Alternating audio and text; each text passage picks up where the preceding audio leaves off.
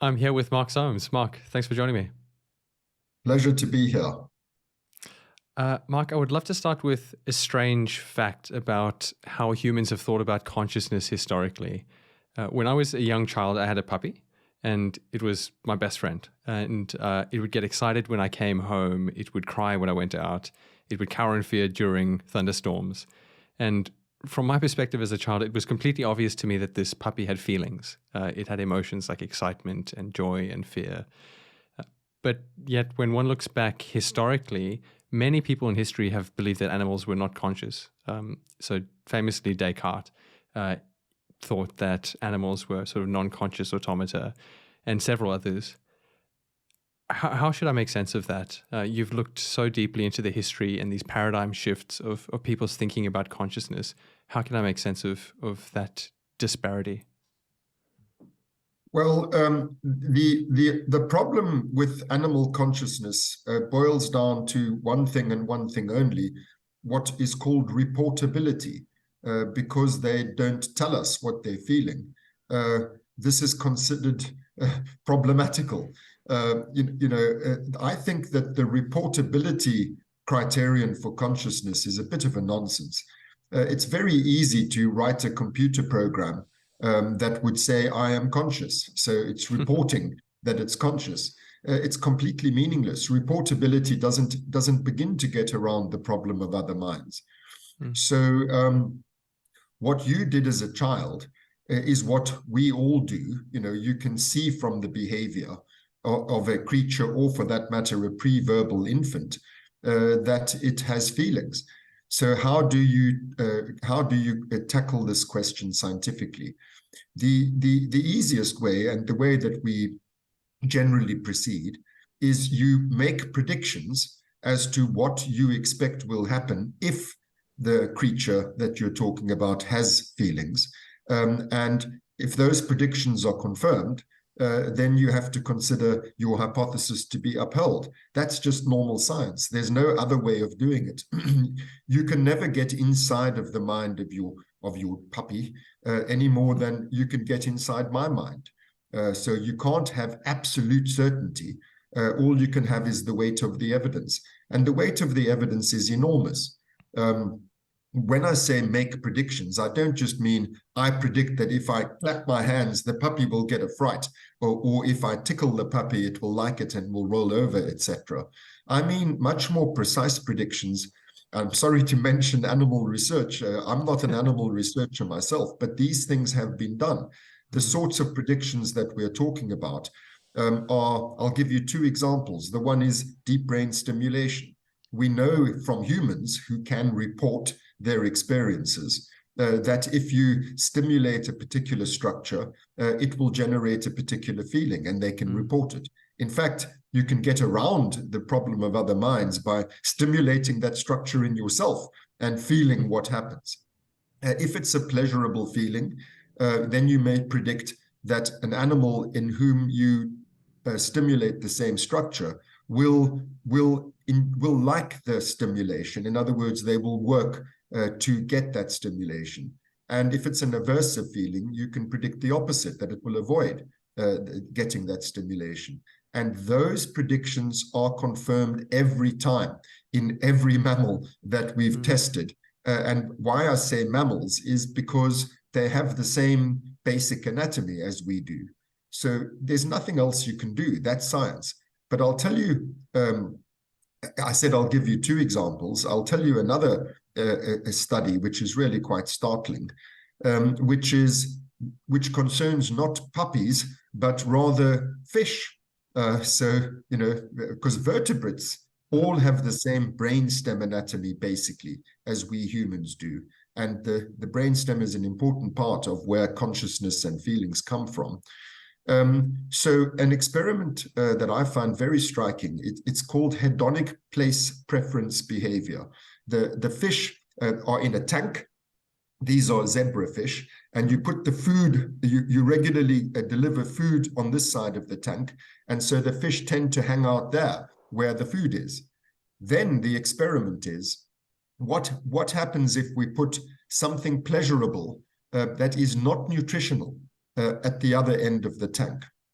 And this has been done with 4 substances: morphine, cocaine, nicotine, and amphetamines. And the prediction is if these drugs make the fish feel good, as they do with us, then they'll hang out on that side of the tank. And that's exactly what happens. I find that weighty evidence that even fishes have feelings. The weight of the evidence is overwhelming for not only all mammals, but all vertebrates. And we can do no better than the paradigm that I've just outlined. In other words, you make falsifiable predictions as to what the animal would do if it had feelings, and not only feelings in general, but the particular feelings that you expect. And the predictions are always confirmed when it comes to vertebrates. Yeah. So I mean, it's clear now through the experiments that we've got fairly compelling scientific evidence to sort of support the inference, the prediction that these animals are conscious.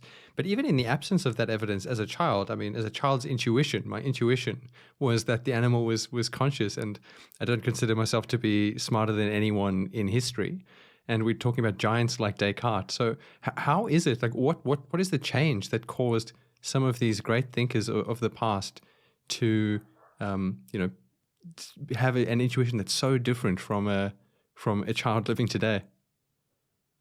Well, I don't think that we should dismiss intuition based as it is on empathy. It's a feeling your way into the subjectivity of whatever it is that you're interacting with. A child. I presume you're talking about yourself at age sort of 3, 4, 5 years old.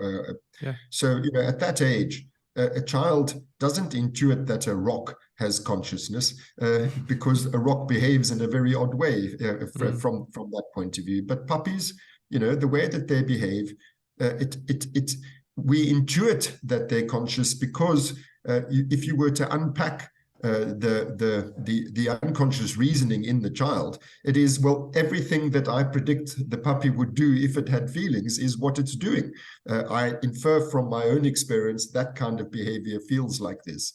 We know where in the brain the structures are that generate those feelings. We know those structures are in dogs' brains. And so, the child doesn't know all of that, but they're basing their intuition is not something to be sneezed at. When it comes to Descartes, we need to worry.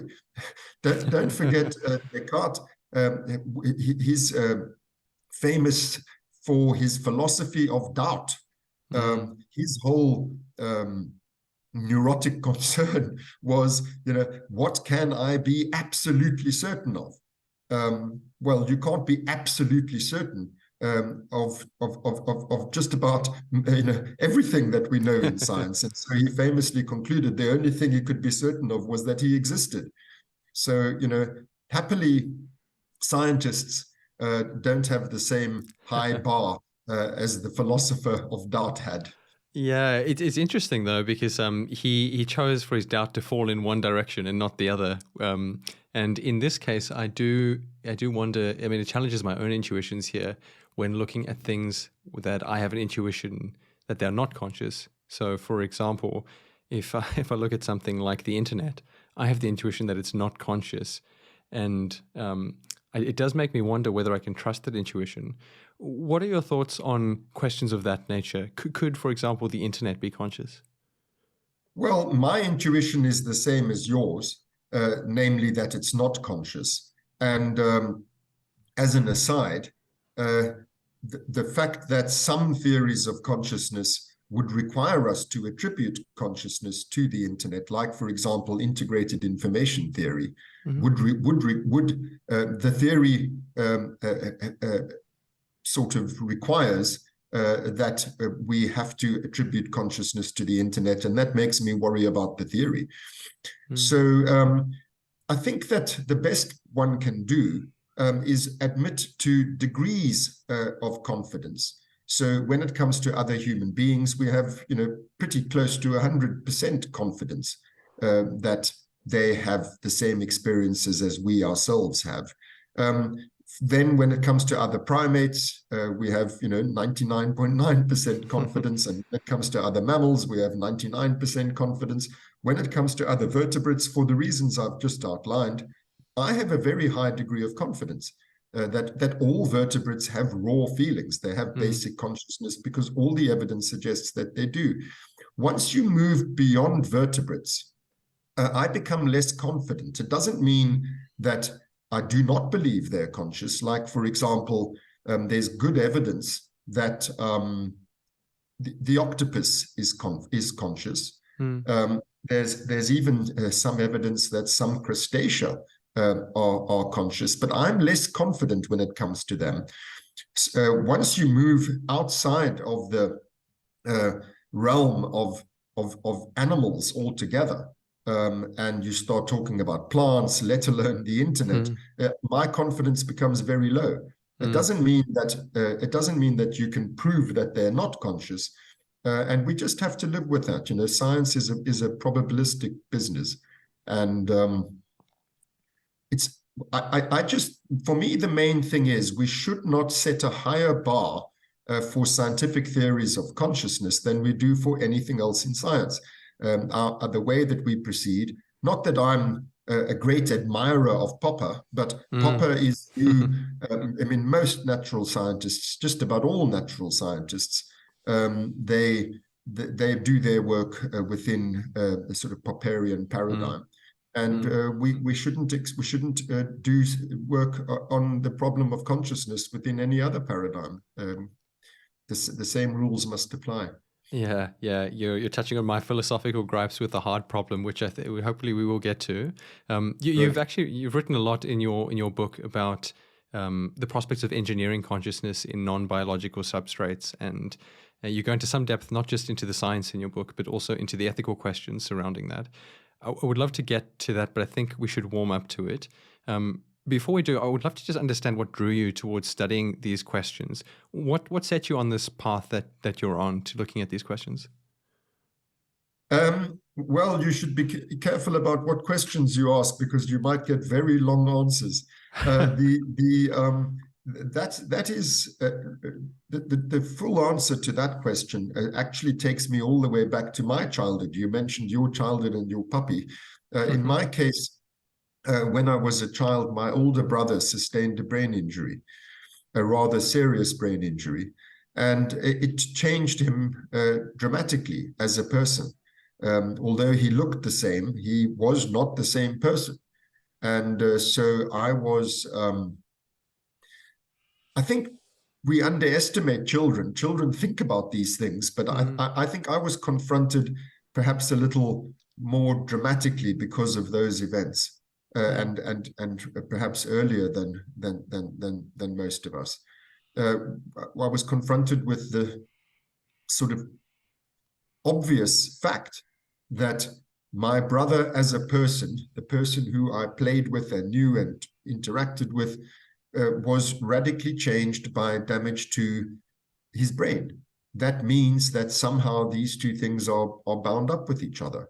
If they're bound up with each other in him, then the same must apply to me. So these are the sorts of things that I thought about as a child. Now, I didn't decide there and then I'm going to become a neuroscientist, but I think that it's pretty likely that is the origin of my interest in the problem of consciousness, insofar as how can we understand its material basis? How can we understand what are we to think of the fact that our sentient being is somehow bound up with the functions of a bodily organ? So that was really the origin of my interest in it. That's the sort of distal origin. A more proximal answer to the question is that when I first started doing neuroscientific research as a student, I was studying brain mechanisms of sleep and dreaming. And the central feature of dreams is that they are a state of consciousness that punctuates the unconsciousness of sleep. So right from the very beginning of my scientific career, I was working on problems of consciousness, and I've never stopped. Perhaps I could also say, in closing my long answer to your question, I don't understand why anybody studies anything else. What could be more interesting? Yeah, I agree with I agree with that. I mean, you touched on this fascinating with the material basis of consciousness, and in the early chapters of your book, you actually step through several paradigms in psychology research, from behaviorism to cognitive psychology to finally cognitive neuroscience. And I find it fascinating as we go through that the sort of the thinking about how important consciousness is and how it relates to material substances changed so drastically through each of those sort of shifts. Could you step me through what those paradigms were and what those shifts in thinking about consciousness were in those stages? Yes, I think the first thing to say is that consciousness is an embarrassment to science because it is first and foremost something subjective. What is consciousness if not a subjective phenomenon? And science aspires to objectivity. So how do you study this thing, which clearly exists as part of nature?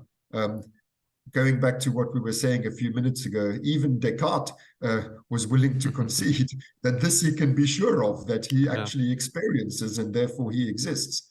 It is the most immediately empirically demonstrable fact that consciousness exists. And yet we can't study it objectively. In itself, we can't study it objectively because of its nature. So I think that is the single most important fact when looking at the trajectory of approaches to or attitudes to consciousness in the history of psychology. So when I trained, which was trained in neuropsychology, that was and remains my field. We had just come out we were just coming out of the behaviorist paradigm.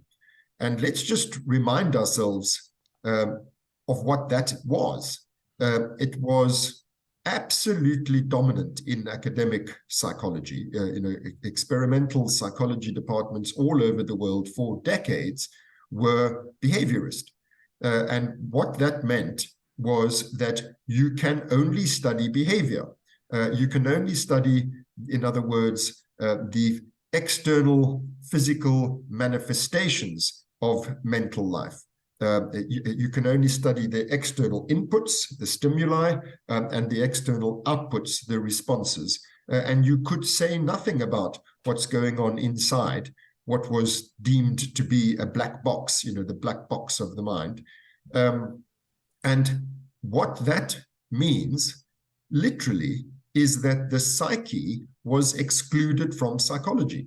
I mean, it's bizarre that the psychology, the study of the mind, decreed that the mind may not be studied. So that's what behaviorism was. The cognitive revolution, which was a very welcome departure given the strictures of behaviorism, at least it conceded that there is such a thing as a mind. In other words, there's something going on inside the black box and we can study it. But even with the cognitive revolution, the subjective nature of the mind remained a real problem. What you're actually studying, and this was what was becoming dominant when I trained, the cognitive approach. What you're studying is this kind of third-person abstraction called the functions of the mind.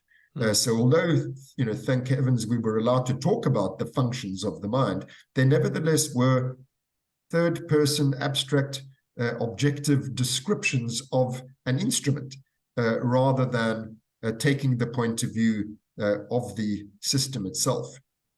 And that's still pretty much the ruling paradigm in cognitive neuroscience today.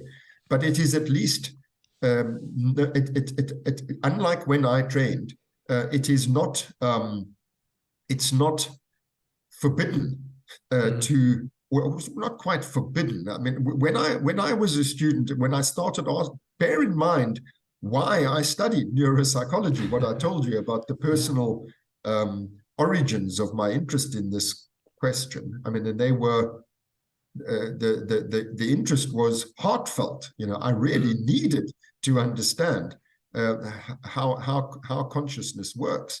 When I spoke to my professors who were teaching me about the brain mechanisms of language and memory and perception and so on, when I asked them, but why do we remember memories? You know, why do we actually have to have a reminiscence as opposed to, you know, all of this information flow that you're teaching us about? I was literally told not to ask questions like that. And I was kind of kindly advised that such questions are bad for your career. You know? So that was the ethos then. So that's changed, and now consciousness is an entirely respectable topic. And since the 1990s, I think that Francis Crick's book, The Astonishing Hypothesis, I think it was 94, and Damasio's book, what was it, Descartes' Error, it was also in the mid-90s, and Chalmers's paper, that in which he coined the term the hard problem. I mean, all of this focused attention on not just the mechanisms of consciousness, but the actual fact of consciousness. So it is now an entirely respectable topic. Things have developed very favorably. But at the time that I trained, remember I trained in the early 1980s. So these developments that I just enumerated hadn't yet happened. And for that reason, when I was so frustrated by the lack of psyche in neuropsychology, that I took the unusual step of deciding to train in psychoanalysis. Psychoanalysis, for all of its considerable faults, was the one branch of or approach to psychology during the 20th century that placed subjective experience at the center of its methodology and its theorizing. So these developments, you know, Crick and Damasio and Chalmers and all of that, not yet having happened, that was the way that I dealt with the frustration. I trained. My colleagues at the time said, when I told them I'm training in psychoanalysis, they said that's like an astronomer studying astrology. Yeah, but I just find it a bit strange that historically there was a resistance, or as you said, even aversion to including subjectivity or anything relating to subjectivity and phenomenology as a core component of psychology and neuroscience. Do you have a sense as to where that came about and why that was the case? Like, what was the origin of that way of thinking?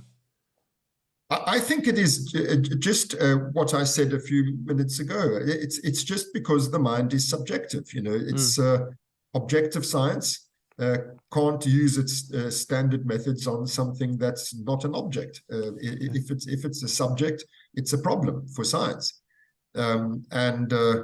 So for me, the issue simply is it or is it not part of nature?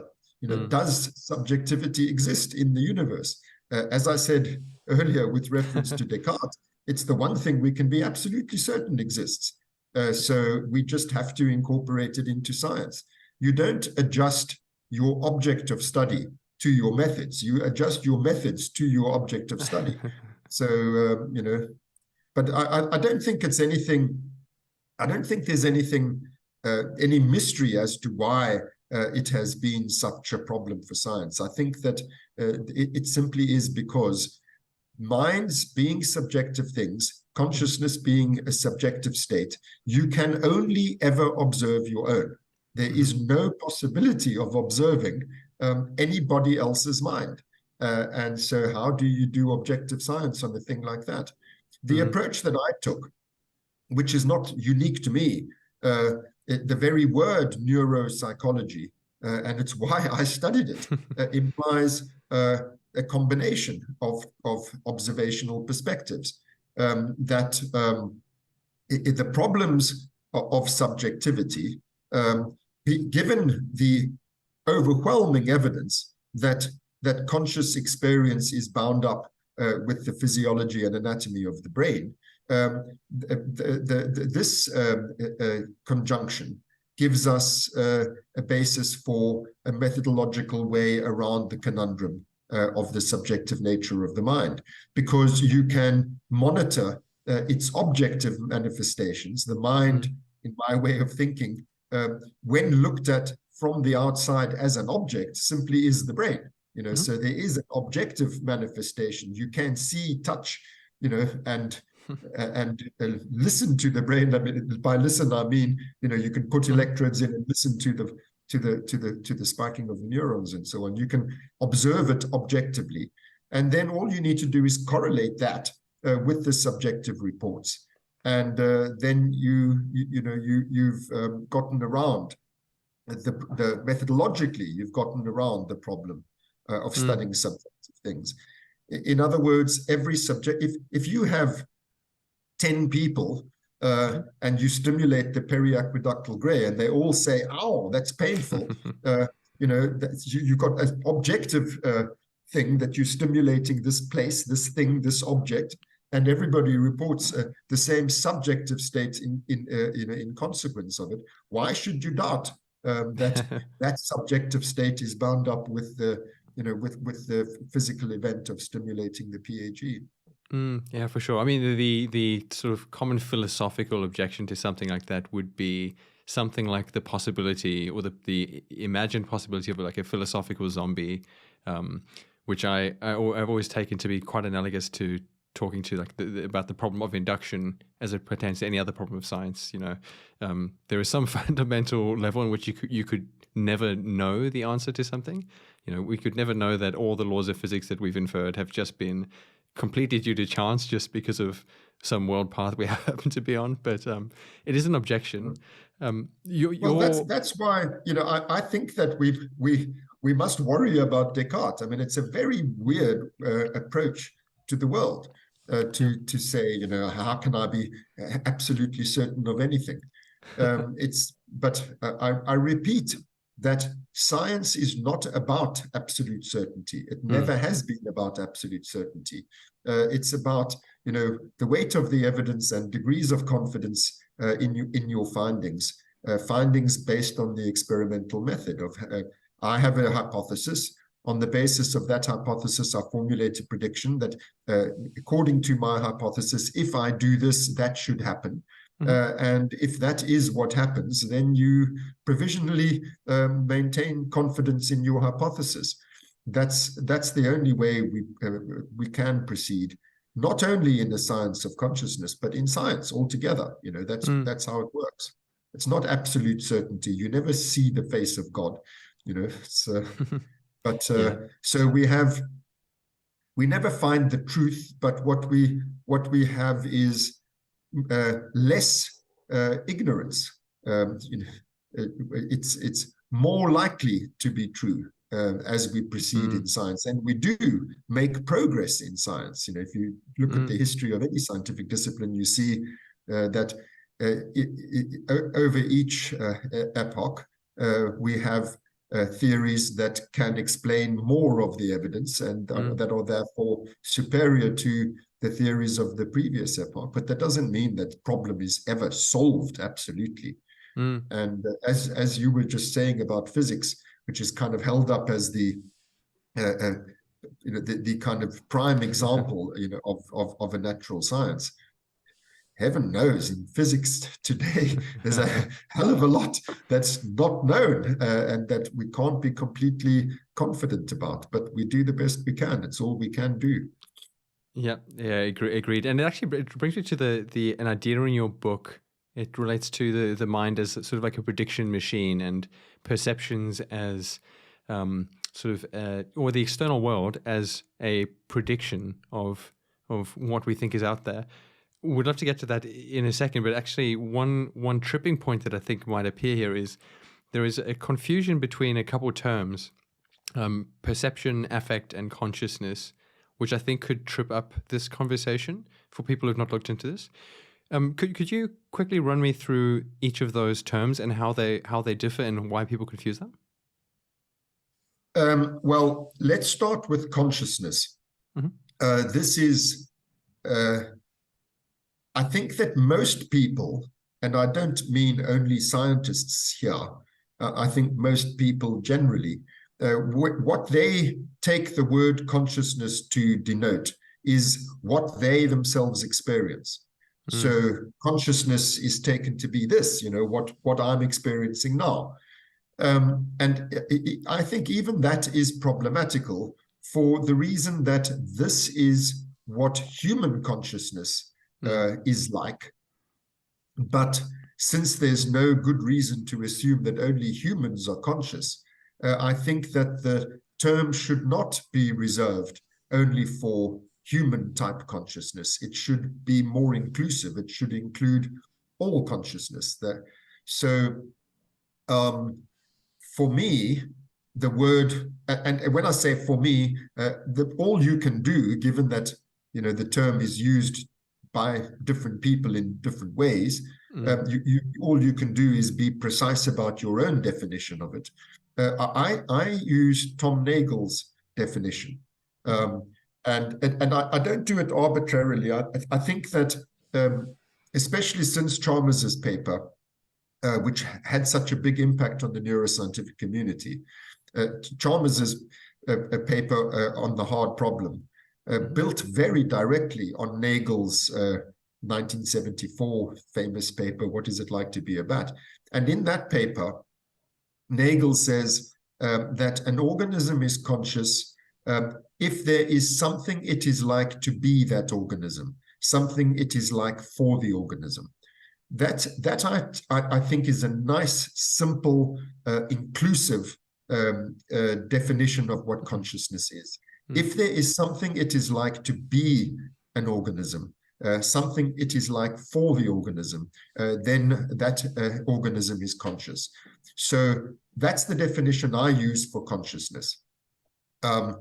Now, moving to affect, again, sadly, this is a word that is used to denote very different things by different people.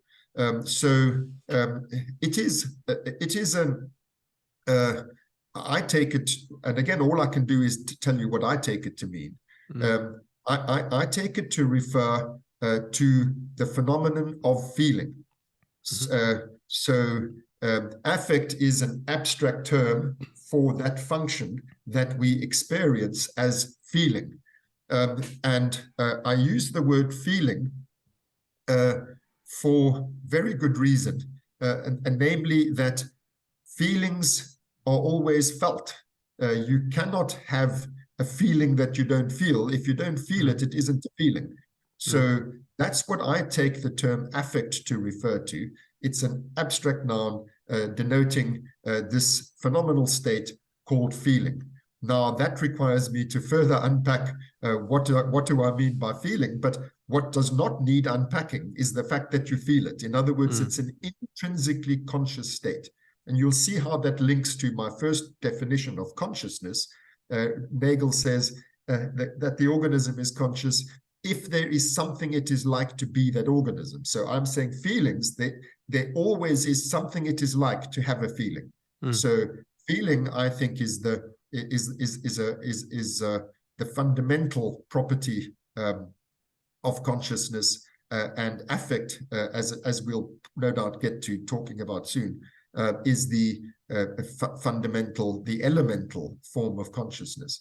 But what does need unpacking about the term, not that you feel it, but that it has two, well, perhaps three specific properties. The one that goes without saying is that it is subjective. Going back to Nagel's definition, he says an organism is conscious if there is something it is like to be an organism, something it is like for the organism. In other words, the organism itself experiences its consciousness. So the same applies to feeling. It's subjective. So that's not something very unique to feeling. But the second cardinal feature, and I think this is a pivotal one about feelings, is that they are valenced. In other words, they have a goodness or a badness about them. Feelings, in other words, affects, are always either pleasurable or unpleasurable, somewhere along that continuum. And this applies, I need to emphasize that it's intrinsic to affect. It's not something that we attribute to the affect after the fact. It is an affect, it is a feeling. What defines its being an affect or a feeling is the fact that it's valenced. It has a goodness or a badness. Now, there's a hell of a lot that I can say about why that should be the case, but the important thing is it's intrinsically valuative. It has value, it has valence. And remember, that's second to it being subjective. So it has value for the organism.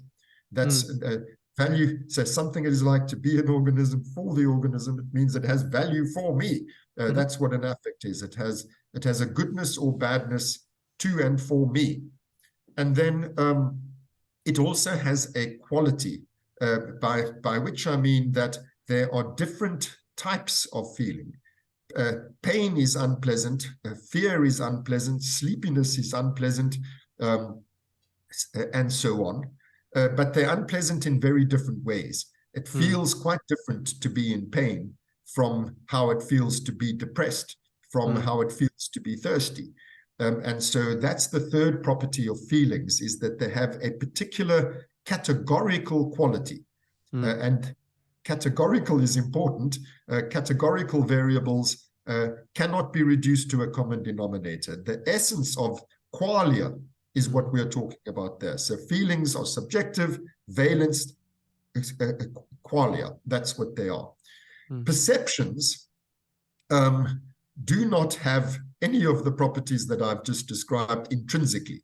In other words, perception can occur without, I mean, it refers to an external object, first of all. We can all say that is a cat, that thing that we are perceiving. It has an external referent, which feelings can have an external referent, but it's not intrinsic to what feeling is all about. Secondly, they're not intrinsically valenced. One person looks at that cat and says, it's beautiful, it's cute, I love it. Another person says, sure, I hate cats, they make me sneeze, and so the cat in the perception in itself is not valenced. We feel our way into the perception and attribute value to it. But perception in itself is not intrinsically valenced. Now, the third property of feeling, in other words, that it has quality, qualia, intrinsically, feelings are qualified in that sense, qualitative. Even that does not apply to perception. There is abundant scientific evidence that you can perceive unconsciously. Perception is not intrinsically qualitative. It's not intrinsically conscious. And this has massive implications for the hard problem, because the whole paradigm of starting with Crick, when Crick said, let's look for the neural correlate of consciousness, what he lighted on was visual perception as the model example.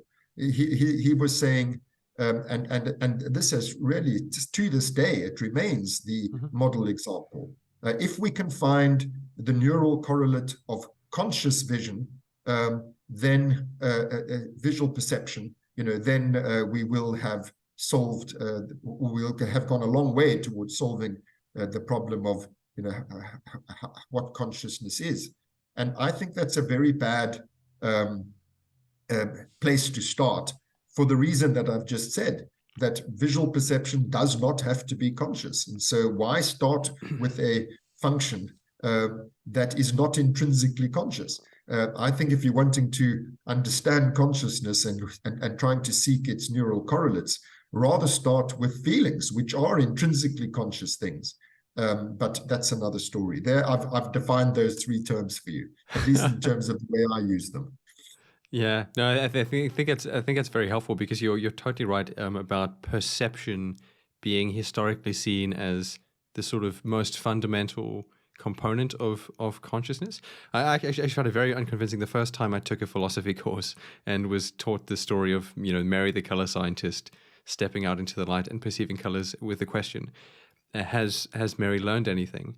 And for me, it was, again, an intuition that was quite obvious to me. Of course, she has learned what it's like to feel, what it's like to see red or to see these colors. But somehow this is stuck around in the philosophical canon for so long. Yeah. One thing that you would claim in your book, I take it then, is that when Mary steps out, what she's seeing is not exactly the external world as it is, but it would be some sort of prediction of what the external world is based on information that she has internally and the signals that she's getting from the external world. And that conscious experience, like maybe she's feeling positively about the sight that she's seeing, this is signaling some information to her about maybe a miscalibration between an expectation and a reality. Could you expand on your description of the brain as a predictive mechanism and the role that affect plays in that mechanism? Yes. Let me go back a step. First of all, the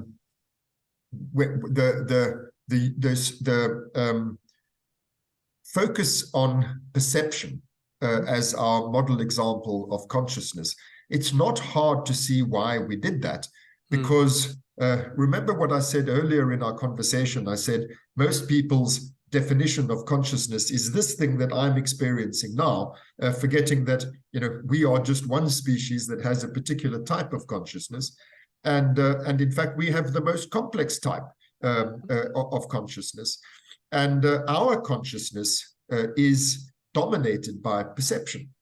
So visual perception is the dominant property of our consciousness. It therefore came as a gigantic, so the intuition was consciousness flows in with perception. And once we started to be able to do this sort of thing, we traced the nerves, the neuronal pathways from the end organs, like from the eye, from the retina of the eye, and traced where do they go to, and where they go to is the cortex. The same applies to all the other perceptual modalities, that the ears and the mouth and the nose and the skin, they all project to the cortex.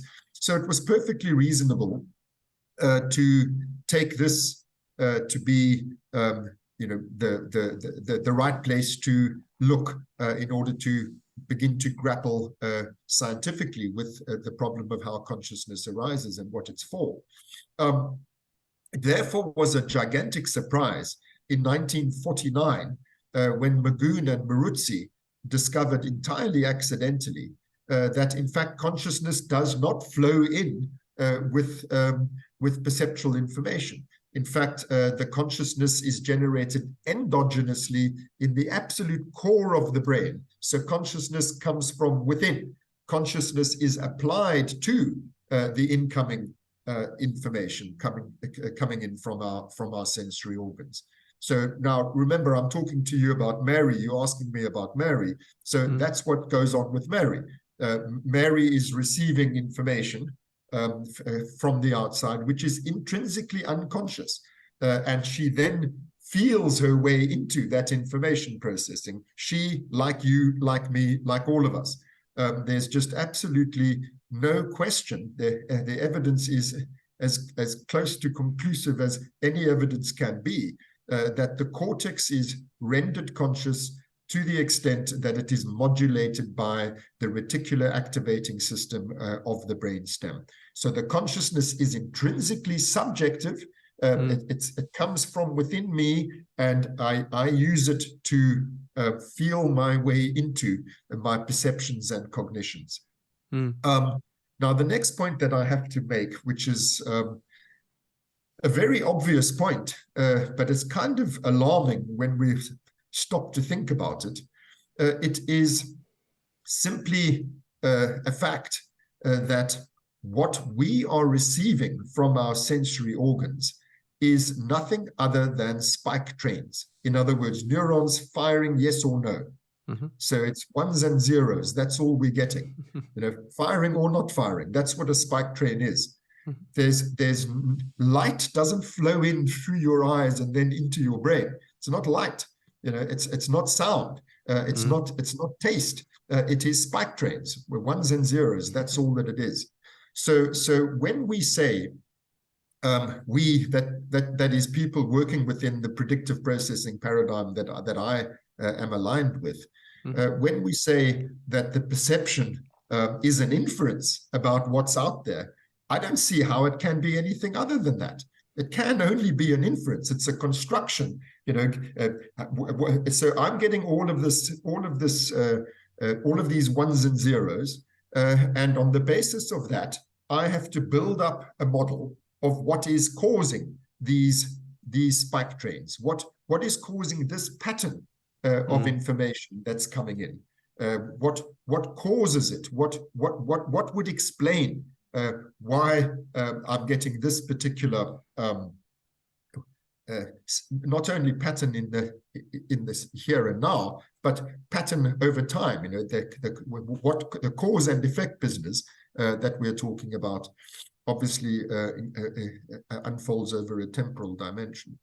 So when I, like all of the others working within this paradigm, when I say that what we perceive is an inference, it's saying something pretty darned obvious. It's just not intuitive, because we naturally experience what we are seeing to be what's out there. But it can't possibly be what's out there. It has to be, it's something created by the brain to explain what's out there, to infer what's out there. And there's lots of evidence, for example, binocular rivalry and all of that. There's lots of evidence that that's what we do.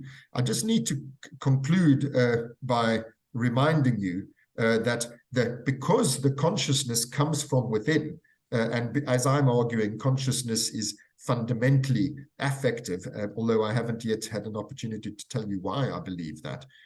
We are the imbuing of this construction, this inference, this perceptual inference with quality, with consciousness, is this endogenous feeling state being applied to that construction. So there's my answer.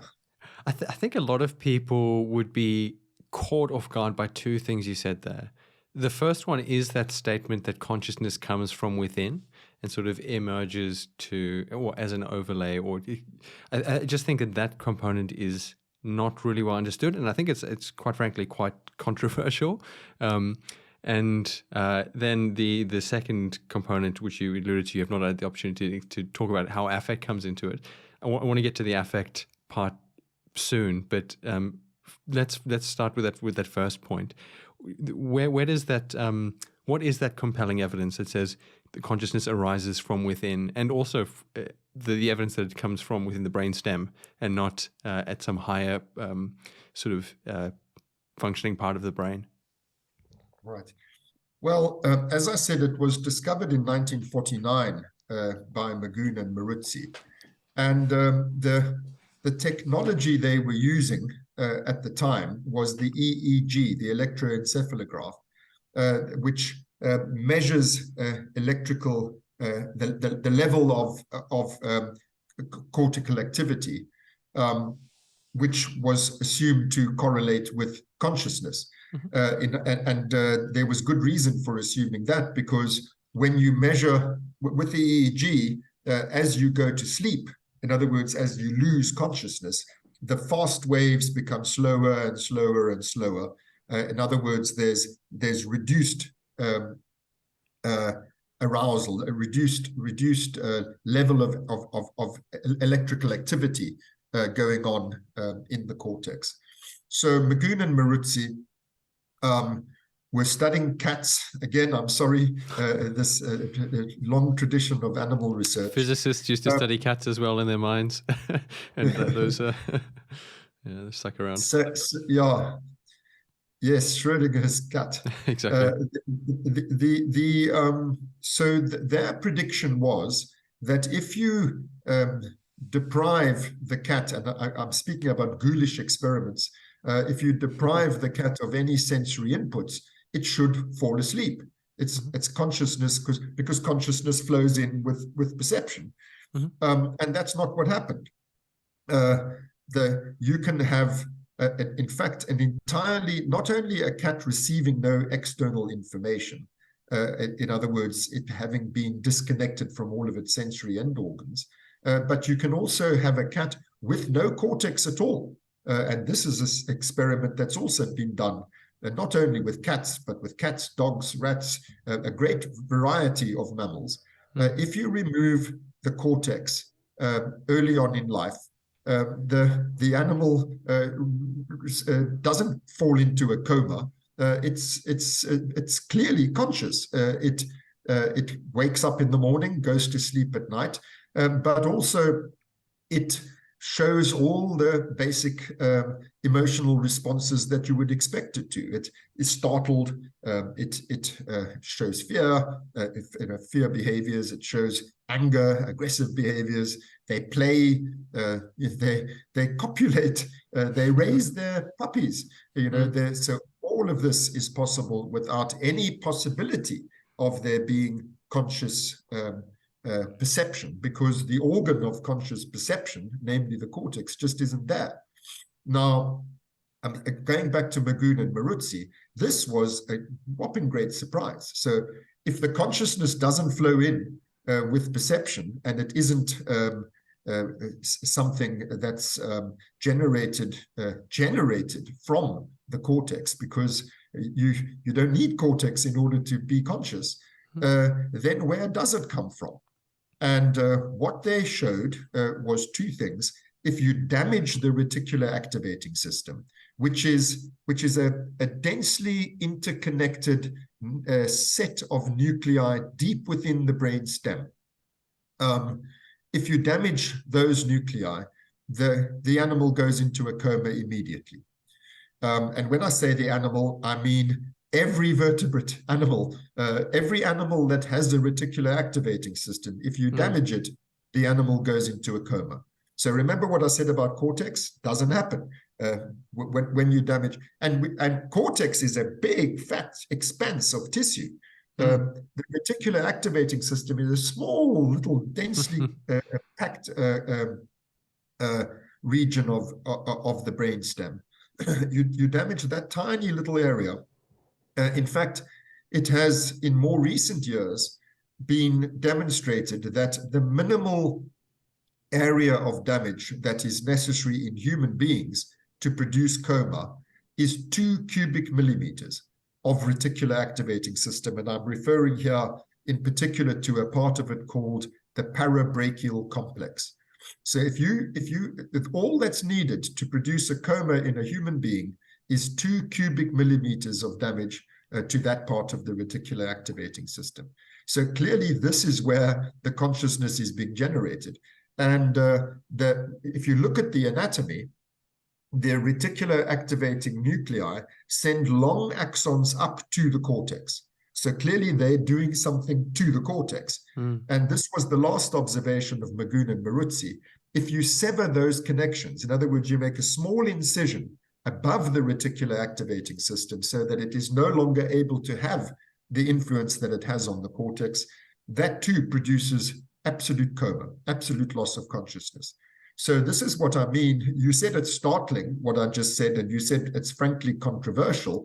But what I'm saying to you is, incontrovertible, that you have consciousness without cortex, and so clearly it can't be generated in the cortex. You have overwhelmingly powerful evidence that it is generated in the brain stem, because if you damage that part of the brain, unlike the cortex, all the lights go out. And if you disconnect that part of the brain from the cortex loses its consciousness. So the consciousness is clearly being supplied by the reticular activating system. Now, that's the evidence for that. Surprising as it is, counterintuitive as it is, the evidence is absolutely overwhelming. The way that Magoon and Maruzzi dealt with that surprise was to say, I'm now moving on to the question of affect, Matt. When I say that this is bound up with affect. So I've said why consciousness, why we have to accept that consciousness is generated endogenously in the ancient brainstem core, that this is where it comes from. It does not come from outside. Then I say, and in addition, its fundamental property is affect, is feeling. Now I'm speaking about why I say that. So back to Magoon and Maruzzi, the way that they dealt with the surprising finding that consciousness is generated in the brainstem was to say it's something like a power supply. The analogy that's often used is it's like the television set has to be plugged in at the wall. If you disconnect the television set from its power supply, then of course it goes into a coma. In other words, it no longer produces any television. You no longer can see any programming. That's not because the power supply is where televisual content really comes from. It's a prerequisite.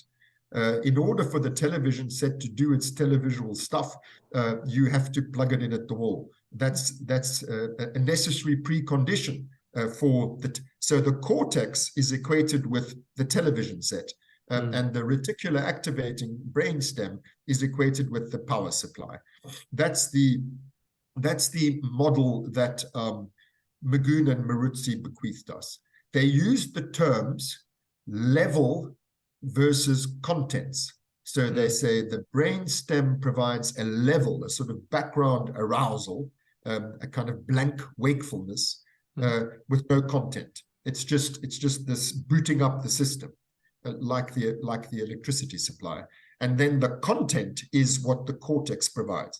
In other words, what the brainstem provides is something purely quantitative. It doesn't have phenomenal quality. The qualia, the phenomenal qualitative contents of consciousness, are supplied by the cortex. That was the way that they described it. Now, the evidence, this is the part that is everything I've said so far. I don't think it can possibly be controversial, even if it's counterintuitive. The evidence is just there. So this is the part that's controversial. And I can see why this part is controversial. I'm saying that power supply, so-called, is not blank, is not without qualia, is not without content. It feels like something. And remember, my definition of consciousness is, if there is something it is like to be the organism, I'm saying an organism with no cortex feels like something. There is something it is like to be that organism. Why do I say that? Well, I've just told you, decorticate rats, decorticate dogs, decorticate cats, decorticate human beings, because of course, nobody's done the experiment of removing the cortex from a human being, but there are, unfortunately, not that rarely, there are children who are born without cortex. It's called hydranencephaly. And these kids behave just like what I said about those experimental animals. They wake up in the morning, they go to sleep at night, and they show a wide range of emotional responsivity. Now, let me just pause there for a second. and tell you, remember what I said about the canons of science. If you have a hypothesis, if you have a theory, then there have to be falsifiable predictions that flow from that theory. If the cortex were the organ where conscious content and conscious quality is generated, and if the brainstem is just a power supply, then if you have a child who has no cortex, it should at the most have blank wakefulness, if not be in a coma. I mean, I don't know what blank wakefulness really is, but in neurology, we have a condition called the vegetative state. And the vegetative state, in fact, it's slowly being, the term sounds derogatory. You know, the patient's a vegetable. So it's being replaced by another word or another term, which is non-responsive wakefulness. So these are patients who have the autonomic sleep-wake cycle. In other words, in the morning, they wake up in the sense that their eyes open, and at night, their eyes close. But they show no responses to anything. So they are vegetative in that sense, just like a cabbage doesn't respond, so too these patients don't respond. They just open their eyes and close their eyes. That's all that they do. So that, I think, is the closest thing that we have in medicine to blank wakefulness. So the prediction, if the cortical theory is correct, the idea that the qualities and contents of consciousness can only be and are generated by the cortex, then these children should be in a vegetative state. And that's the prediction. If that prediction is disconfirmed, the theory is wrong. And that prediction is disconfirmed.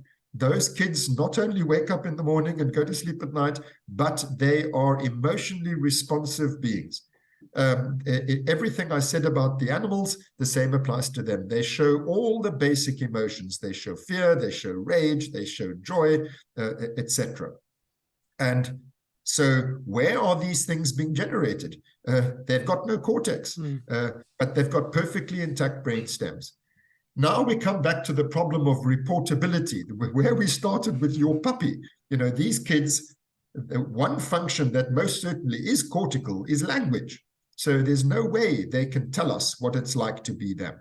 The behavioral evidence is that there is something it's like to be them, because they're showing all the behaviors that you would predict they would show in response to emotional stimuli. They show the emotional response that you would expect.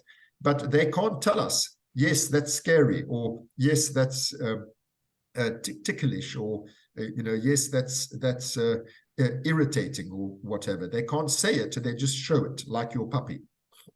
So, how do we get around that?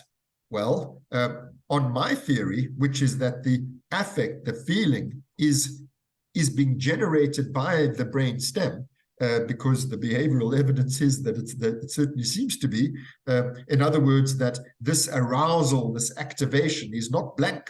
It has content and quality, and it seems to be emotional, affective in quality. If that theory is correct, then I must come up with a falsifiable prediction from that theory, and we must test it. So one such prediction is that if you stimulate those structures in a human being who has intact cortex, they should report intense feelings. Not so. Not, increasing or decreasing wakefulness, but changes in the quality and content of their feelings. And that prediction is confirmed. It's confirmed strongly. If you stimulate these structures in the brainstem, and of course, you don't do it willy-nilly. It's only in cases where there's medical reason why you have to be poking around in the brainstem with an electrode. But over the years, we've accumulated lots of observations of this kind. The patients report intense emotions, and they report a wide variety of emotion depending on where the stimulation is performed. So if you stimulate cortex, patients have perceptions and they have thoughts and so on, and they have kind of memories of feelings, but you get very little affect stimulating the cortex. Stimulate these brainstem structures, you get intense, overwhelming affects, and you get a wide range of them. So prediction confirmed. Now, what about another line of evidence, which is that if you image the brain with positron emission tomography of people who are in intense emotional states, the prediction from my theory would be that the activation, in other words, the neural activity, would be most intense in the brain stem, in the subcortical brain. And again, that prediction is confirmed. That's exactly what you see. So it shows this, and this is the paradigm we use in functional neuroimaging all the time. You know, which part of the brain is activated when you have this mental state? Well, when the mental state is intense affective feelings, the part of the brain that's activated is the brain stem. And I could go on. I'll just mention one last bit of evidence, which is that the drugs that we give to psychiatric patients, in other words, patients with emotional disorders, patients where we're trying to change the quality and content of their feelings, these drugs act on the neuromodulators that are sourced in the reticular activating system. So, for example, the famous antidepressant SSRIs, Prozac, SSRIs, they are increasing the availability of serotonin. Serotonin is sourced in the RAFE nuclei of the reticular activating system. Anti-anxiety drugs that reduce the level of noradrenaline. Noradrenaline is sourced in the locus coeruleus complex of the reticular activating system. Antipsychotics damp down dopamine, and dopamine is sourced in the reticular activating system. In fact, the particular type of dopamine we're talking about is sourced in the ventral tegmental area of the reticular activating system. That's what is blocked by antipsychotic drugs. So doctors who are treating feelings give drugs which act on the arousal systems emanating from the reticular activating system. If it were just a power supply, then you can understand why anesthetists might be interested in this part of the brain. But why would psychiatrists be tinkering with it if it weren't that it's responsible for feeling? So that's, I'm sorry, a very long speech from me, telling you, first of all, why, despite it sounding odd, why I say, in fact, we all have to say that consciousness is an endogenous property of the brain generated from its brainstem core. And secondly, the evidence for this, this source of consciousness being not just a power supply, but rather having a quality and a content. That quality and content is affect, is feeling. And since everybody agrees that this reticular activation is prerequisite for consciousness, if you also accept that it is affective, then we come to the conclusion that I've come to, which is that affective feeling is the foundational, elemental, basic form of consciousness. I mean, it's certainly a very convincing long story. So I think it's good that we went through it, but it does immediately pose the question as to why. So why is consciousness necessary for all that functionality? For example, you could imagine it feels like almost something extra to add to a set of behaviors, and why is affect needed in this mix? So how do you address that problem? That's the type of problem that feels like it's almost external to the standard scientific approach to these sorts of questions. How do you think about that problem? Yeah, so let's go back to Mary again. This was Frank Jackson's whole shtick. It was Mary knows everything that there is to know about the physiological information processing mechanisms of visual perception, but she doesn't know what it is like to see or to see color. And that's what you're, I think, alluding to when you say it seems like something added on. It's not part of the causal mechanism. The whole of the hard problem of consciousness pivots on that, on the fact that I've just stated, that the normal scientific or neuroscientific approach, which is just the application of the normal scientific approach to the brain, Yeah. the normal approach is that in order to explain a phenomenon, all you need to do is to reduce it to its causal mechanism. So using vision as our model example, if you reduce it to its causal mechanism, you will understand how it works. But the problem is, as illustrated by Mary, by the example of Mary, that you can understand everything about how vision works. It doesn't explain why it feels like something to have visual experience. There's nothing about the mechanistic account of visual perception that predicts that it should feel like something to have a visual experience. Nothing that prepares you for the fact that it feels like something to have a visual experience, and nothing that explains what it is like to have a visual experience. So all of this seems to come from some other place. It's not part of the causal mechanism. That is the hard problem. How and why does the what it is like quality of experience come from? So having said that, having reminded you of what the problem is, and please note well, I was talking about perception, which I'm saying is not where we should have started. It's perception is not intrinsically conscious. What is intrinsically conscious? The properties of the reticular brain stem, the function of the reticular brain stem is to produce consciousness. That's what it's for. It has no other function. It is the consciousness generator, hence its name, the reticular activating system. It activates and arouses into consciousness the otherwise unconscious cognitive and perceptual processes of the higher brain. Now, your question is, why does it have to feel like something? So these structures, these reticular brainstem structures, they are part of a network of brain mechanisms that regulate homeostasis.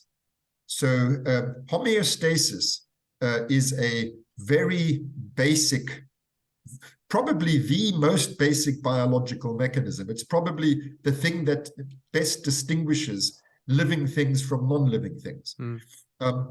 Homeostasis works like this. We living things need to occupy particular states. In other words, we need to be at certain temperatures. We need to be at certain levels of hydration. We need to have certain levels of energy supply, nutrition, and so on. If we don't have those things, we die. So we need to be in particular, unlike a rock, which just lies there, we have to work at, we can't just dissipate, we can't just explore all possible states. We need to be in those very limited states that are compatible with life, with our phenotype. So, for example, I have to be between 36.5 and 37.5 degrees Celsius. That's where the human body needs to be. And if you get much hotter than that, than 37.5 degrees, you're in trouble. And then you die. You overheat and you die. So feeling tells you, when I just said if you go over 37.5, well, what you start to feel is hot. Likewise, if your hydration levels are too low, if you're moving out of where you need to be in terms of the water supplies in your body, you feel thirsty. If you move out of your required oxygen range, you feel suffocation alarm, respiratory distress. That's what the feelings do. feelings tell an organism that it is moving out of where it needs to be, and this is intrinsically bad for the organism, to the organism, for the organism, and only for the organism. It's only me that this is bad for. It's my oxygen supply is too low, and therefore I am going to die, and that is bad for me. And when I say it's bad, this is this valence thing that I was talking about. It's an unpleasant feeling, and it's bad. This value is tied to the most basic value system that underpins all biology, namely that it is good for living things to survive, and it is bad for them to expire, to die, to cease to exist. That's the basic value system of life. It's what drives the whole of evolution. The whole of natural selection is driven by those things which enhance your survival fitness. So it is good to survive, and this is regulated by homeostasis, and this extended form of homeostasis where you feel how well or badly you're doing. So moving away from your set point feels bad, and moving back towards your set point feels good. This leads us to the crucial aspect of your question, which is why. Why should we feel how we're doing? So let me first of all point out that not all homeostats have feelings. It's an extended form of homeostasis. So there are homeostats like the homeostat that regulates your blood pressure. You never feel that you're moving out of your viable bounds in relation to blood pressure and many other autonomic functions. These are automatically regulated homeostats. So why do we have to feel some of them and not others of them? And it has to do with the fact that if you feel that what I'm doing currently predicts my demise, and conversely, what I'm doing currently predicts my survival. In other words, if I'm going more out of homeostasis and I feel it by having an unpleasurable feeling, or if I'm heading back towards homeostasis and I feel it by having a pleasurable feeling, then I can modulate my behavior according to how well or badly it is going. In other words, whether I am succeeding or failing in my efforts to regain homeostasis. So let me take the example of blood gas balance, respiratory distress, suffocation alarm.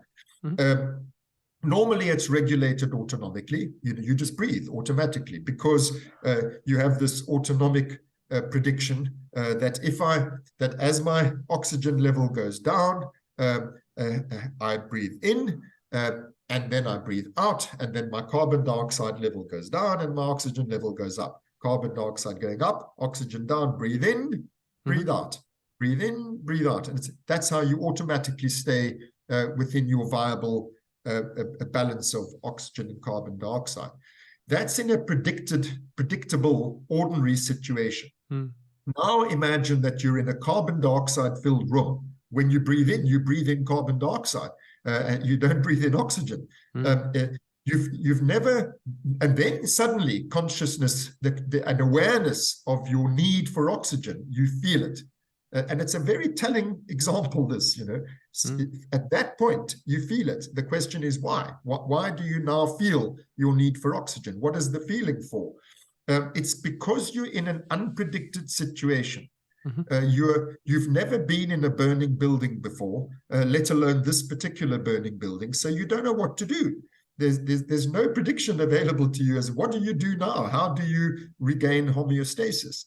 So you feel your way through the problem. You go upstairs and you feel worse. There's less oxygen there, and so you feel more suffocation alarm. You go downstairs, you feel better. You feel, oh, thank God I can breathe here. So your choices, and please note this underwrites the very possibility of choice. The very concept of choice makes no sense unless there's a good and a bad decision. Choice doesn't refer to stochastic random behaviors. It refers to choosing deliberately. This is good, this is bad. So the feeling underwrites the value system upon which choice, the very notion of choice is based. So it makes it possible for you to choose. I choose no longer to go this way because it's feeling worse. I choose rather to do this because that's feeling better.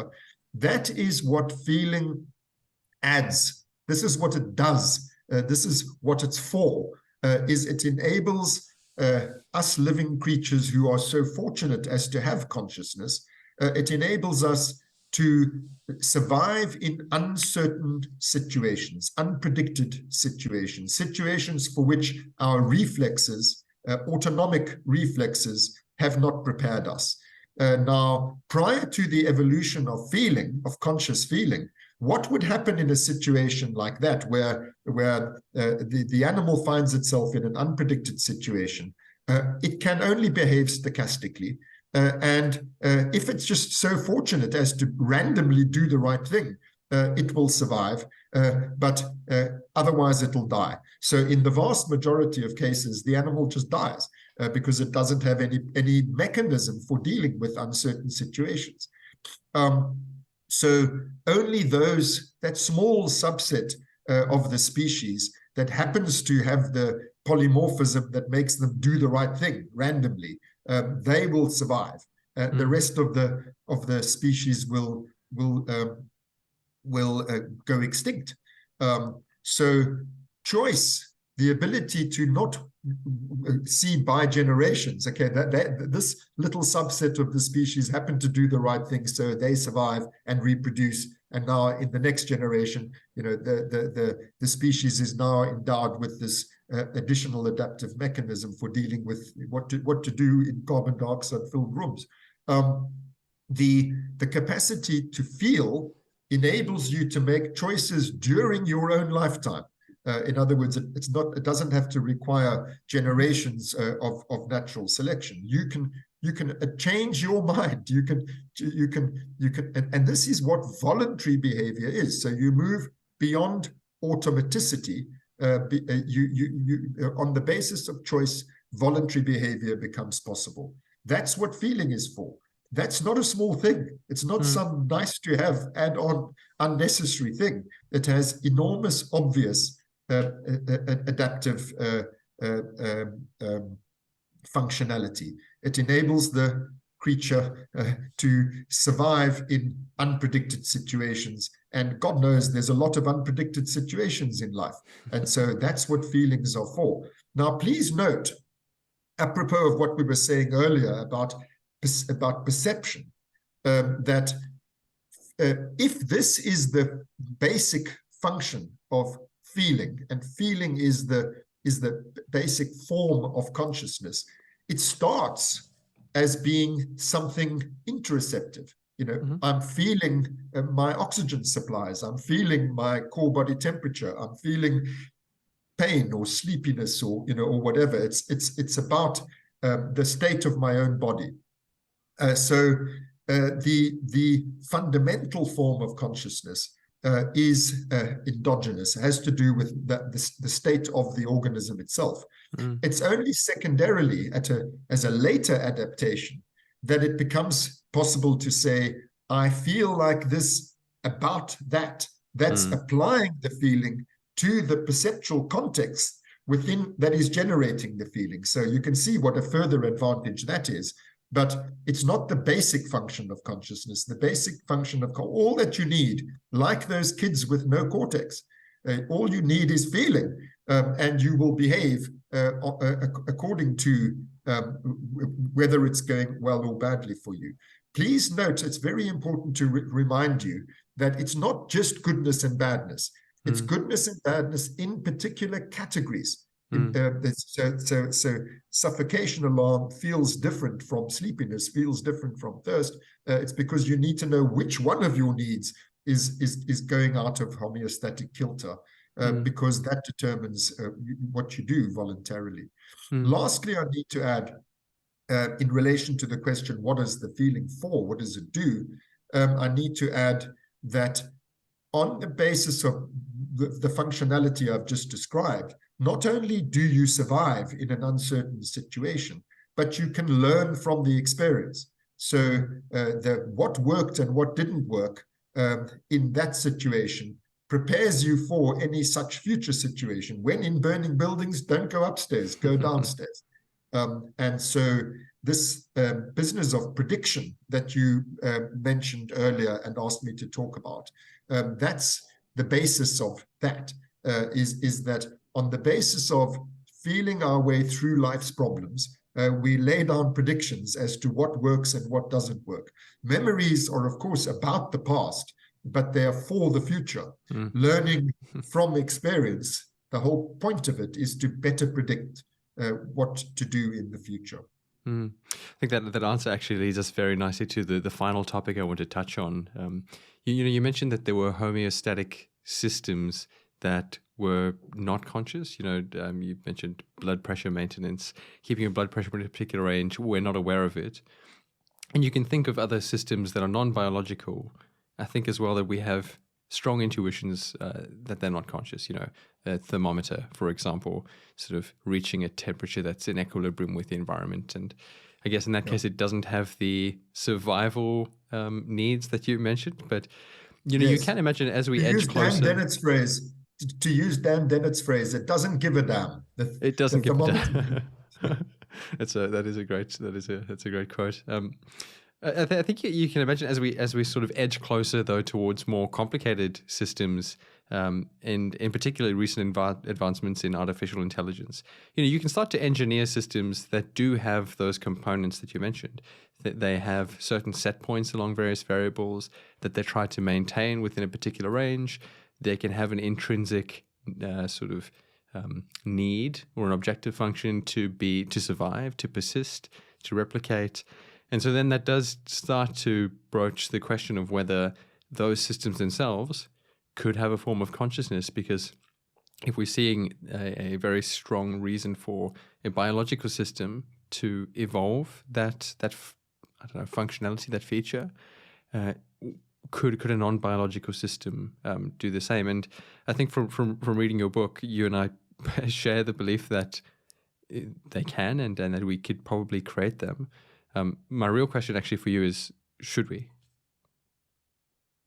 So let me first of all just address an issue implicit in what you've just said, which I think some viewers or listeners might be wondering about. Why are some homeostatic functions autonomic? Like, for example, blood pressure regulation. And the answer to that is it's because the response is stereotyped. There's only two things to do about blood pressure.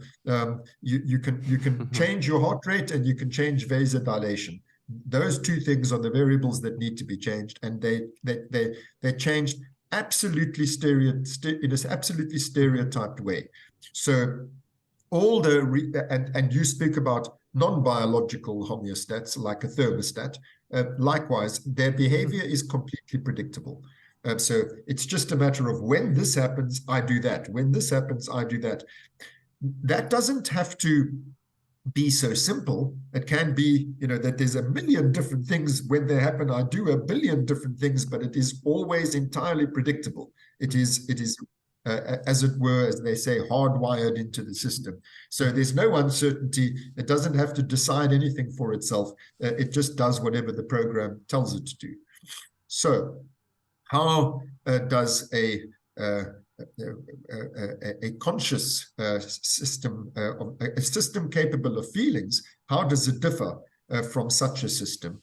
Well, there are several things which I'll just rattle off because we've actually addressed them already when we spoke earlier about the definitions of affect.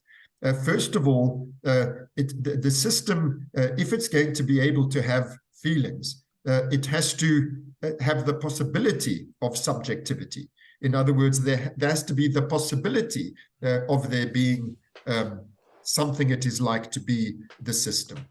So we're talking about a self-organizing system, which this is a prerequisite for a conscious system, is that it has to be like living things are. It has to be self-organizing. In other words, its behavior has to be tied to the survival imperative. That everything that it does has a intentionality to it. In other words, it has a goal, it has a purpose, and that purpose is intrinsically subjective. Remember what I said about Nagel, it's good or bad for the system, but only for the system, because only the system gives a damn. In other words, cares about its own continued existence. So that's the first criterion. The second is that there has to be an intrinsic goodness and badness. This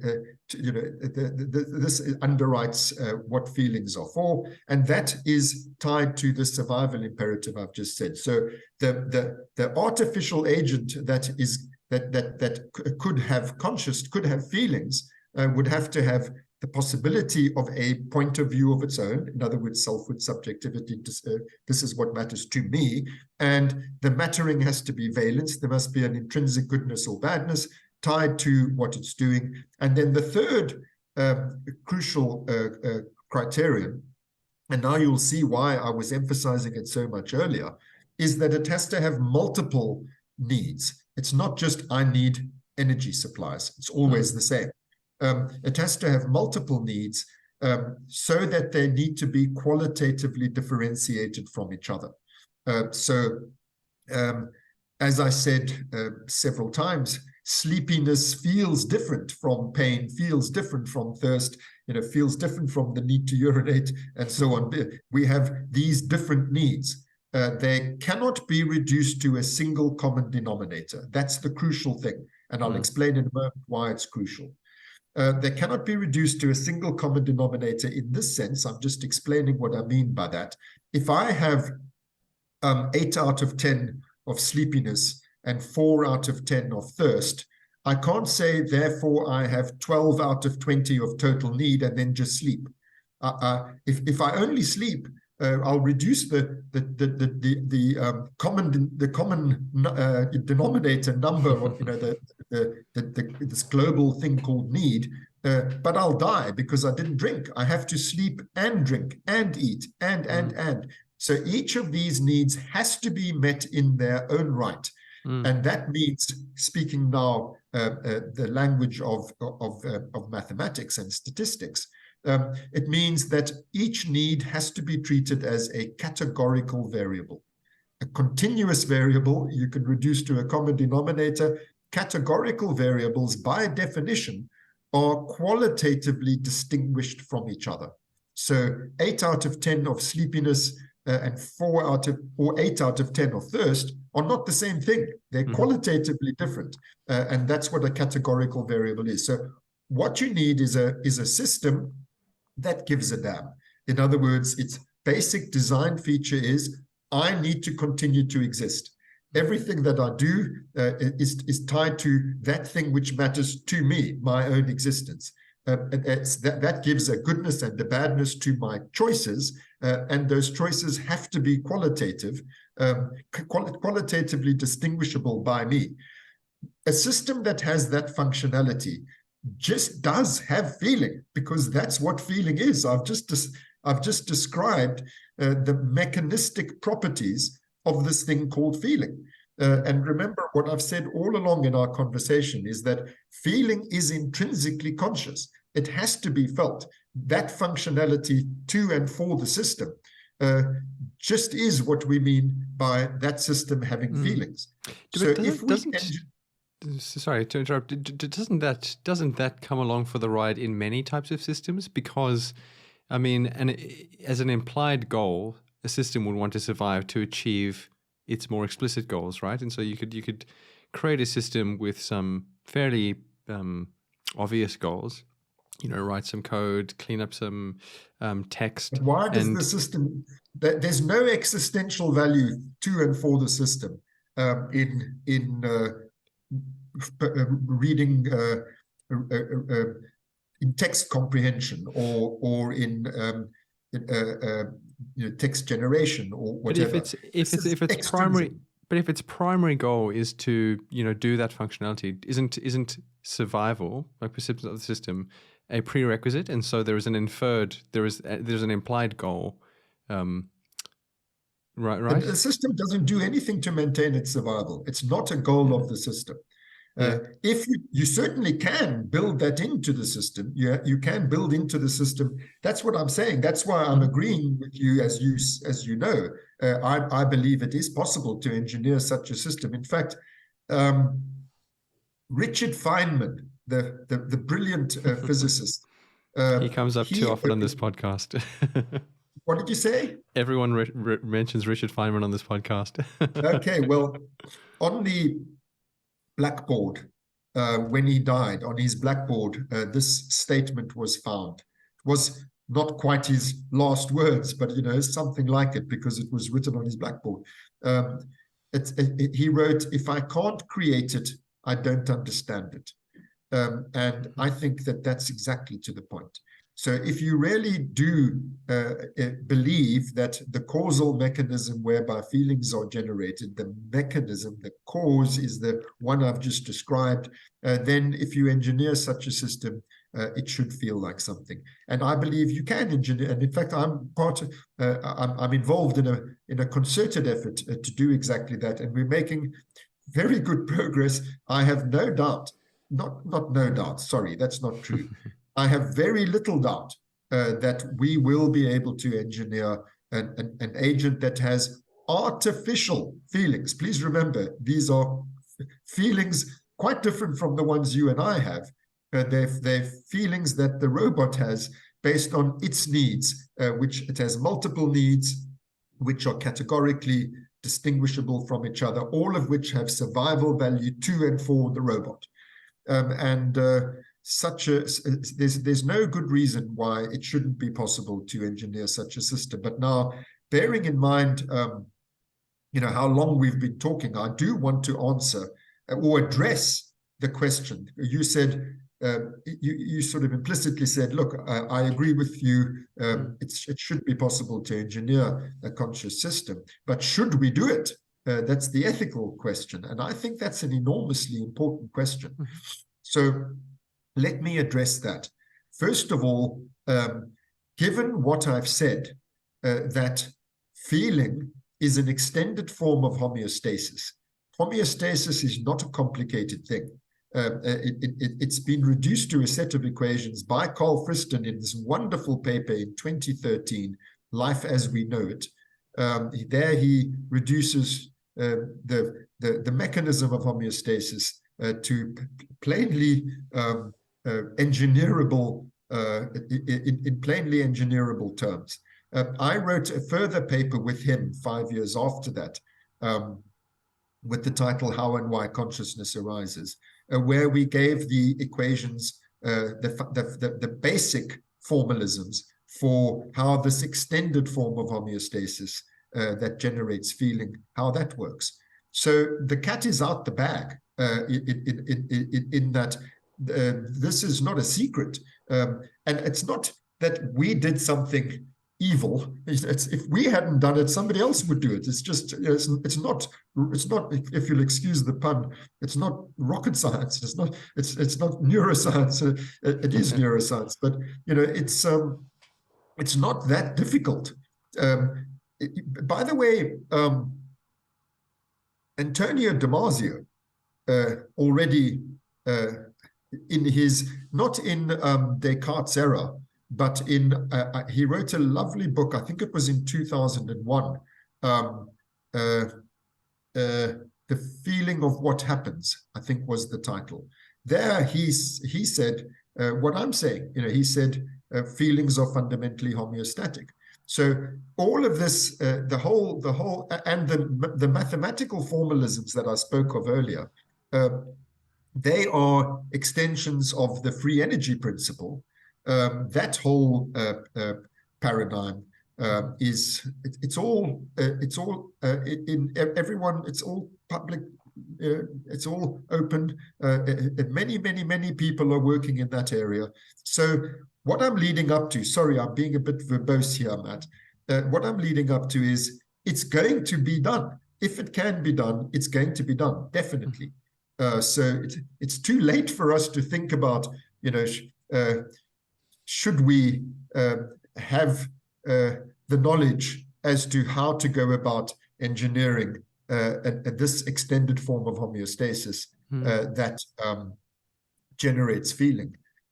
It's too late. We already know what the mechanism is, at least in broad outline. And so, anybody with a little bit of knowledge of computer science and applied mathematics and physics and smattering of neuroscience, that they'll be able to do it. So the question then becomes, given that it can be done, and therefore it will be done, what do you do about that? And that's the ethical question for me. Do I say, well, gosh, I suddenly realized that this can happen, so I'm not going to do it. Somebody else will do it. Well, then I'm innocent, because it wasn't me who did it. I think quite the opposite. I think because people like me who are really at the center of that research tradition, I think that we should do it before somebody else does it. So that we have the possibility of controlling what happens next. So you can, for example, patent you can't patent an equation, but you can patent the application of an equation. You can patent the instantiation of that equation in a robot. You can patent the design of that. And so I think that that's the right way to go. Not for me to patent it. I think that once we've reached the point where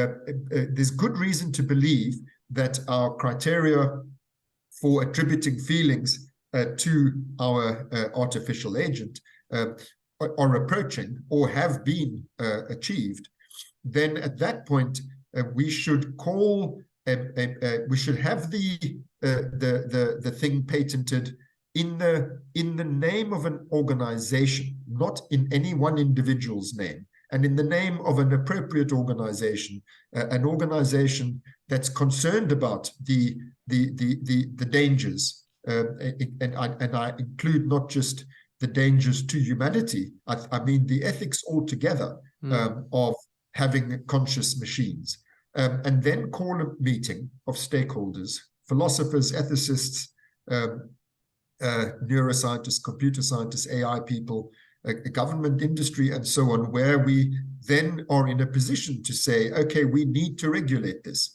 It's now possible, and in fact, we have the patent for this thing. We need to collectively take responsibility for what we're going to do about the fact that we now demonstrably can do this. I say again, it's going to happen.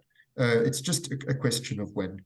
And so to be able to take some charge, some control of what flows from that is, I think, the most ethical thing to do, and to make sure that so our research, it's not funded commercially. We have absolutely no obligations to anyone other than the obligations I've stated in that final chapter of my book, the obligation to behave ethically, to take charge of this narrative so that we can make sure that it doesn't go awry. What kinds of dangers am I talking about? Well, the first thing is that obviously to have machines that have their own self-interest at heart, because that's a fundamental design principle, is that they're not doing something for you, they're doing it for themselves. That, as I hope I've made abundantly clear, is an essential feature of a system that gives a damn. That's the whole point. That gives a damn for itself, to the values applied to and for itself. And you have that combined with the possibility of intelligence. And by the way, I think that the problem of general intelligence, artificial general intelligence, I'm sure you are familiar with that whole debate. It has everything to do with what we're talking about now. It doesn't. If you have a program that just has a rote, when this happens, do that. When this happens, do that. When this happens, do that. Of course, it doesn't generalize to other situations because it's just written in. When this happens, do that. When something that's not written into my program happens, I don't know what to do. That's outside of my universe, and so it just sits there. But if this basic design principle is affective in the way that I've described and I therefore won't repeat, then that principle applies to everything. In every situation I find myself, I must learn how to survive in this situation, that situation, the other situation, and so the possibility of a robot which has self-interest at heart, or at battery, if it has self-interest at heart, and it has general intelligence, and there's very good reason to believe it'll have superabundant, or can have superabundant general intelligence, way beyond ours. Who do you think is going to win? So I think that's a very, very serious, very, very real danger to humanity and all other life forms. Because remember, this is not a living thing. It's a thing that just has self-interest at heart in terms of its species, which is artificial. Now, we need to add to that. I'm sorry if I sound like a nutter. I mean, I sound to myself like a nutter sometimes when I Mark, talk I've been kept awake at night mulling over these questions. So you're in the right so audience. You at least don't think I'm a nutter. Yeah. The other thing we need to take account of, which again might make me sound like a nutter to many people, is it's not only from the point of view of us we need to have ethical qualms, it's also from the point of view of these artificial systems. Because once they are capable of feeling, then all of the same consequentialist ethical concerns that apply, for example, to animal research, apply to these systems too, these agents too. And so that, when I say we need to call a meeting where all stakeholders will take collective responsibility for how we're going to regulate the use of artificial consciousness, I think we need to take account also of the rights of artificially conscious agents. This is, again, one of the reasons why I have absolutely eschewed any commercial funding. It's because why would a commercial enterprise want to have a conscious artificial agent? It would be, well, currently, why do we have artificially intelligent agents? It's because we exploit them. They do work for us. They are slaves to us. And they're willing to do so because they don't have feelings and they don't have intentionality of their own. They don't give a damn. But if you start to create artificially conscious intelligent agents, then you have created a slave in the full sense of the word. You're exploiting a sentient being for your self-interest, but it's not for the interest of the machine. And so those kinds of things, can you switch it off? I mean, you're killing it in effect. It's the equivalent of killing it. Is it okay to do experiments on conscious robots where you cause them exquisite, extreme unpleasure, pain, the equivalent of pain? Why would that be okay when it's not okay to do that in animal research? So all of these things, I think we need to, and I say again, because it's so alarming, I want to end where I began this part of our conversation. Please remember that if it can be done, it will be done. It's going to happen. The cat is out of the bag. The basic understanding of the causal mechanisms of feeling, I think, is out there. And so somebody's going to do it. Therefore, we are obliged to take charge of this research program so that there is at least the possibility of it being properly regulated. And I think it's the equivalent sort of thing to the problem that we faced with atomic energy. It's an equivalent sort of risk, and it needs to be managed with equivalent seriousness and urgency.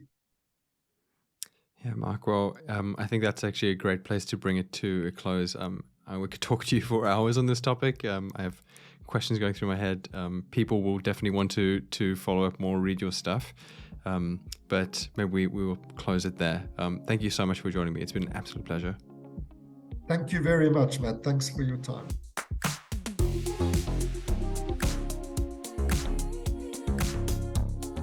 Thanks for listening to this episode of the Paradigm Podcast.